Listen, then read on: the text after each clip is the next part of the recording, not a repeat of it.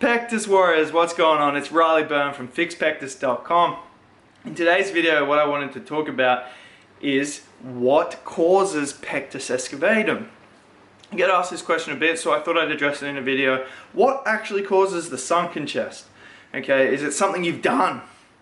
Or are you born with it? Well, the answer is, and good news, it's not something you've done. Okay, something you've done may be making your pectus look worse than it really is, but generally speaking, it is something that is in our DNA, okay? I read two studies, and one said that 37% and 47% of people with pectus, first degree family member also has it. So it's hereditary. It's passed down in most cases, but not all the time, and obviously someone had to start it in a family tree. So not all the time. Sometimes you can just randomly get it, but a lot of the time it is someone in your family, it is passed down in the DNA, and then you are normally born with it, although not always. Sometimes you actually develop it when you start going through puberty at like 12, 13. That's also another common time to develop it, but a lot of the time you are born with it too. Okay, so generally speaking, what causes it is it's just in your DNA, just like what causes you to be blonde or brown haired or blue eyes or brown eyes. Okay, so you either got the pectus gene or you don't, and lucky for us, we have the pectus gene. You know what, there's no point complaining or bitching about having that pectus gene, because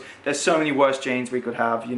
There's so many worse things people are born with than Pectus Excavatum, and luckily for us, in most instances, this is just a cosmetic case, not really affecting your health. Primarily, it's just affecting the way you look, and luckily, you can change that. You can get surgery, or you can go my method, the non-surgical route. You can use the vacuum bell, you can use training, you can use stretching to make your pectus look a lot less noticeable.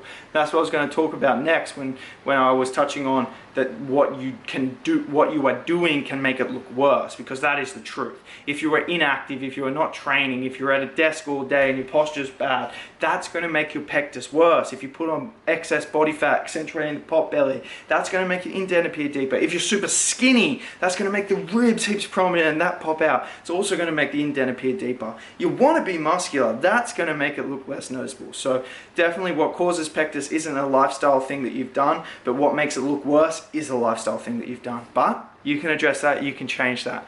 And guys, I've got my training plans, the Pectus Transformation Project, link will be in the description. It would be amazing for you if you want to start changing your pectus.